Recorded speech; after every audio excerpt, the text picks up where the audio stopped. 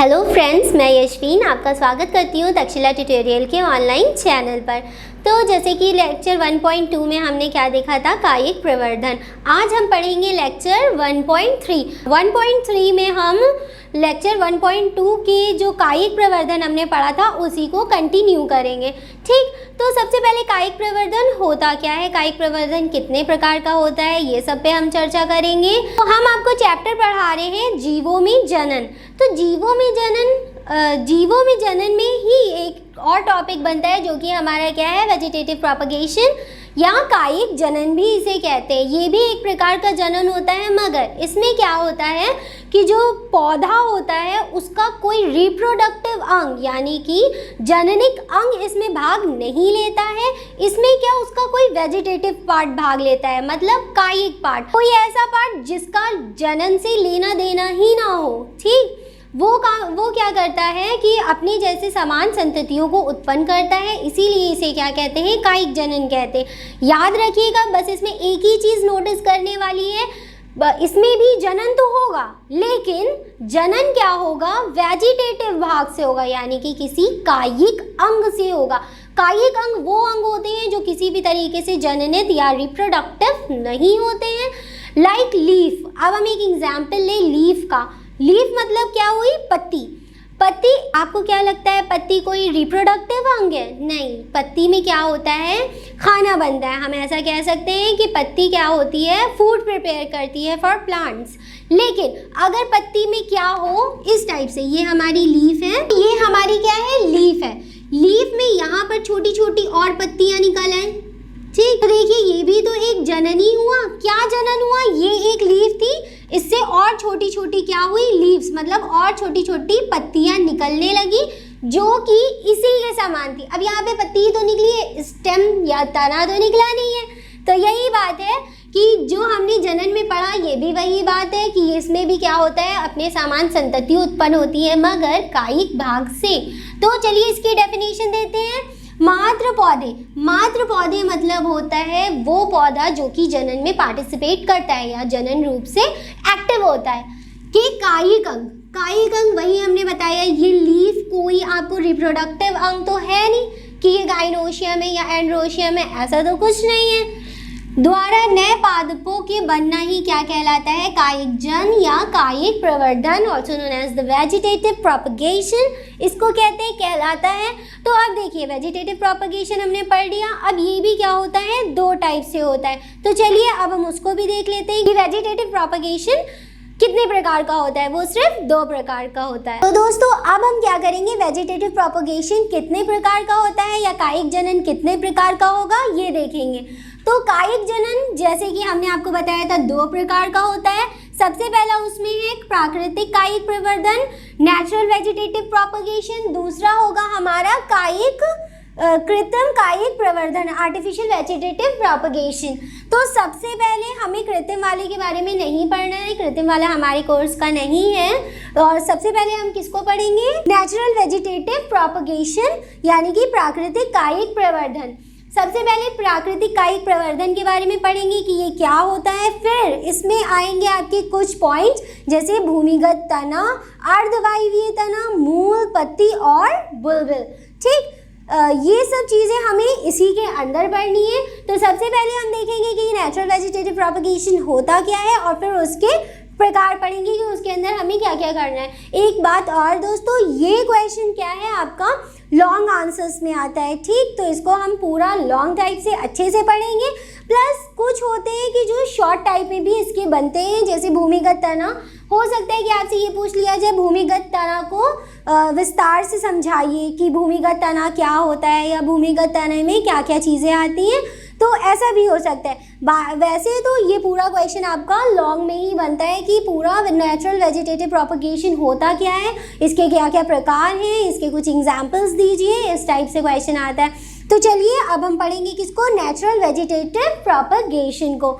चलिए हम इसको पढ़ लेते हैं। तो दोस्तों अब हम देखेंगे कि नेचुरल वेजिटेटिव प्रोपगेशन मतलब हमारा प्राकृतिक कायिक प्रवर्धन क्या होता है। पौधे के कायिक भाग जैसे जड़, तना व पत्ती। जड़, तना, पत्ती क्या आपको कोई जननित अंग या कि मतलब कि रिप्रोडक्टिव पार्ट लगते हैं? नहीं, ये कोई रिप्रोडक्टिव पार्ट नहीं है, इन सब का अलग अलग काम होता है, ये रिप्रोडक्शन में पार्टिसिपेट नहीं करते। फिर भी अगर इन्हीं इस क्रिया में भाग लेते हैं, ये भाग इस प्रकार से बनते हैं कि अंकुरित होकर मतलब बढ़कर, डेवलप होकर नया पौधा बना लेते हैं। यह क्रिया क्या होती है? अनुकूल परिस्थितियों में। अनुकूल परिस्थितियाँ मतलब जब ये अच्छे से अंकुरित होने लायक हो जाए, जब उनकी परिस्थितियाँ अनुकूल हो जाए, जिस परिस्थिति में वो अपने आप को ढाल ले, ठीक, वो होती हैं अनुकूल परिस्थितियाँ।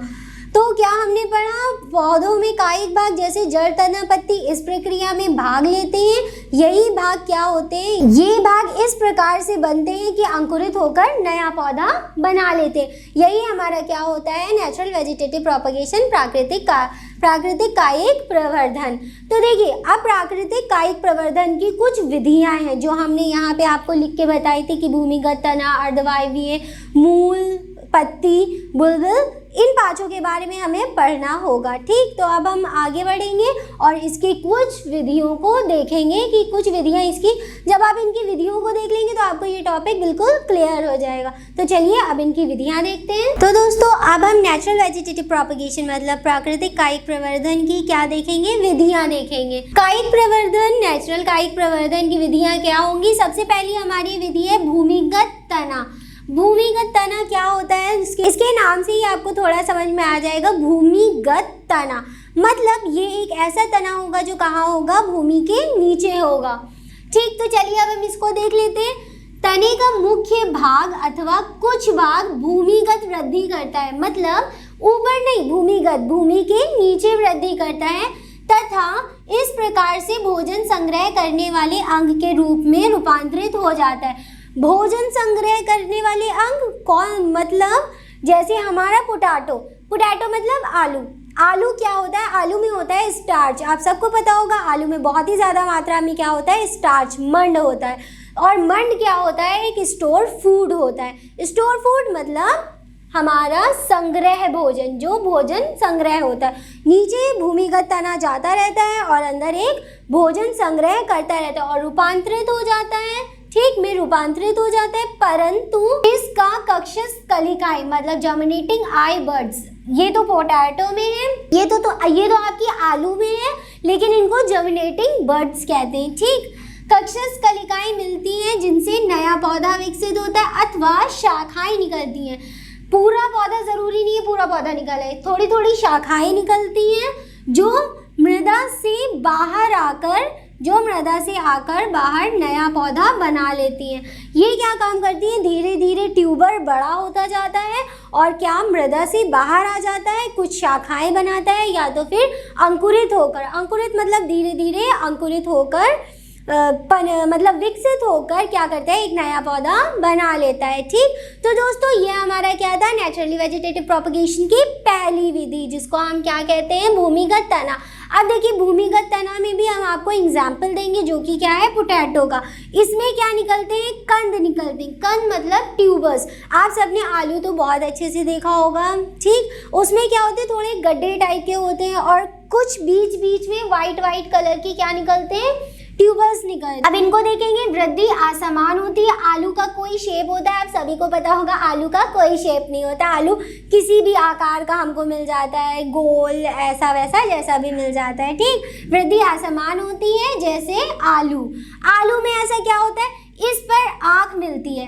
आँख मिलने का मतलब जर्मिनेटिंग आई बर्ड्स होती हैं, छोटी छोटी सी बर्ड्स निकलती हैं जिसमें कक्षस्थल कलिकाएं मतलब एक्सिलरी बर्ड्स शल्क पत्रों से ढकी रहती है। शल्क पत्रों मतलब उनके ऊपर की लेयर से ढकी रहती है। यह कलिकाएं ही अंकुरित होकर, देखिए यहाँ पे अंकुरित मतलब वो धीरे धीरे विकसित होती रहती है, विकसित होकर नया पौधा बना लेती हैं। ठीक, तो ये हमारा क्या था? ट्यूबर। सबसे पहले हमने क्या देखा? भूमिगत तना ये होता है, अंदर जाता है, भूमिगत जाता है और अंदर वाल क्या करता है, फूड को संग्रह कर लेता है, जिसकी वजह से वही रूपांतरित होकर क्या बना देता है, एक नया पोटैटो आलू आप कुछ भी ले सकते हैं, ठीक, वो बना देता है। इसका सबसे पहला एग्जाम्पल हमने क्या दिया, कंद मतलब ट्यूबर आलू में होते हैं, ऊपर छोटी छोटी कलिकाएं निकली रहती हैं, उसको जर्मिनेटिंग आई बर्ड्स कहते हैं, ठीक। ये हमारा यहाँ पे खत्म हुआ।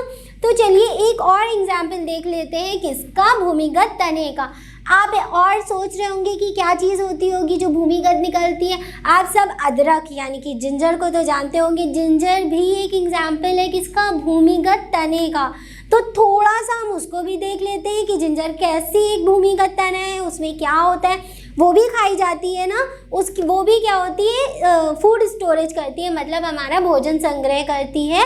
तो वो भी इसका एक नया एग्जाम्पल हो सकता है, हम उसको भी पढ़ेंगे, ठीक। तो चलिए अब हम उसको देखते हैं। तो दोस्तों अब हम भूमिगत तने का दूसरा एग्जाम्पल देखेंगे, जो कि है हमारा प्रकंद। प्रकंद को इंग्लिश में राइजोम कहते हैं। पहला जो हमने पढ़ा था उसका नाम था कंद मतलब ट्यूबर, और दूसरा हमारा क्या है, प्रकंद है। प्रकंद को राइजोम बोलते हैं।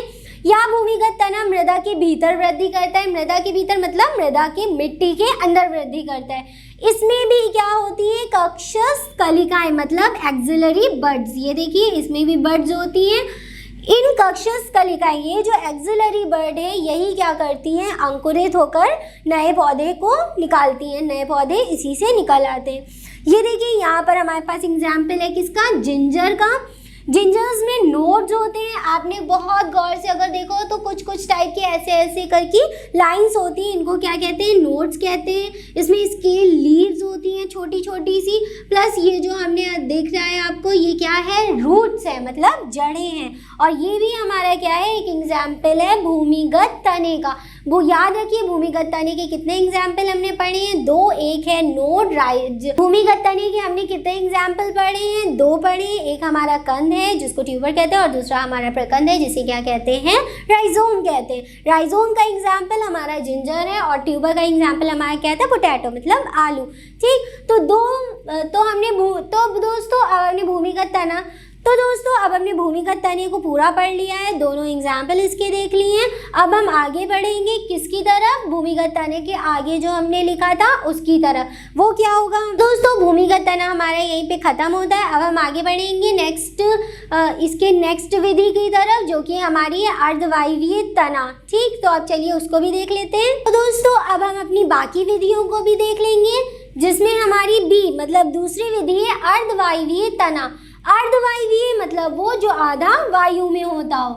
यह तना भूमिगत के समांतर क्षैतिज वृद्धि करता है, भूमिगत में ही रहता है। प्रत्येक पर्वसंधि जैसे कि हमने जिंजर में देखी थी, बहुत सारी पर्वसंधियां थी जिनसे ही क्या निकलती हैं, जड़ें और शाखाएं निकलती हैं। प्रत्येक पर्वसंधि से जड़ें तथा शाखें निकलती हैं।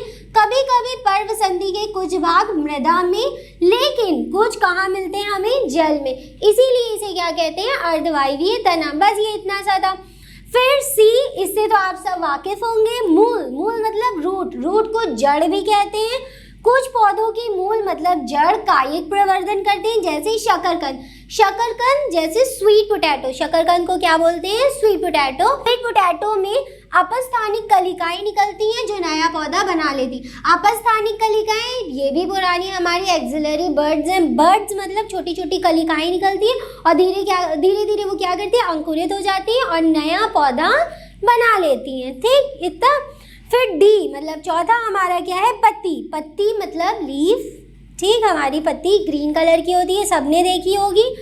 पत्तियों द्वारा कायिक प्रवर्धन कम ही देखने को मिलता है। कुछ पौधे जैसे ब्रायोफिलम में क्या होता है, में पत्ती के किनारे पर पत्र कलिकाएं बनती है, जिनसे छोटे छोटे पौधे निकलकर विकसित होते हैं।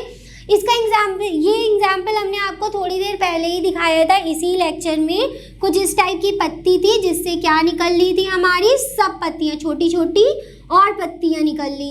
ये देखिए दोस्तों, छोटी छोटी पत्तियां और निकल ली थी, जो कि बाद में वृद्धि करती है और नया पौधा बना लेती है। देखिए पौधे में विकसित होते हैं। ये हमारे क्या थे, लीफ। अब इस लेक्चर में हमारा सिर्फ एक विधि बची है जिसको बुलबुल कहते हैं, उसको भी जल्दी से पढ़ लेते हैं और हमारा लेक्चर कंप्लीट हो जाएगा, ठीक। तो दोस्तों अब हमारी कायिक प्रवर्धन की आखिरी विधि देख लेते हैं, ई मतलब 5वीं, जिसको क्या कहते हैं, बुलबुल। क्या होती है? ये प्रकलिकाएं कायिक प्रवर्धन करने वाले जनन अंग है। जनन अंग मतलब रिप्रोडक्टिव ऑर्गन। ग्लोबा बल्बीफेरा, ग्लोबा बल्बीफेरा एक फ्लावर होता है में पुष्प क्रम के निचले भाग में कुछ पुष्प बुलबुल अथवा प्रकलिकाएं बनाते हैं। प्रकलिकाएं मतलब वही कलिकाएं जो हम इतनी देर से पढ़ते आ रहे हैं, बर्ड, बस उसको एक नाम दे दिया है बुलबुल। क्यों ऐसा नाम दिया? क्योंकि वो एक जनन अंग है, ना कि कोई कायिक अंग है। ठीक, बुलबुल अथवा प्रकलिकाएं बनाते हैं जो कि क्या करती है? रूपांतरित होकर बहुकोशिकीय संरचनाएं बनाती हैं। बहुकोशिकीय मतलब बहुत सारी कोशिकाओं के साथ, बहु मतलब बहुत सारी, कोशिकाएं मतलब कोशिका मतलब सेल। ठीक, संरचना है एग्जाम्पल जैसे प्याज। तो दोस्तों ये हमारी सारी विधियां संपन्न हो गई। किसकी? नेचुरल वेजिटेटिव प्रोपगेशन या कायिक प्रवर्धन की सारी विधियां हमने पढ़ ली। हमने इसकी 5 विधियां पढ़ी हैं। तो दोस्तों हमारा लेक्चर यहीं पे ख़त्म होता है। आज के लेक्चर से रिलेटेड सारे नोट्स आपको नीचे डिस्क्रिप्शन बॉक्स में मिल जाएंगे, आप वहां से जाके डाउनलोड कर सकते हैं। तो दोस्तों आज के लेक्चर में बस इतना ही। मिलते हैं नेक्स्ट लेक्चर में, तब तक के लिए थैंक यू।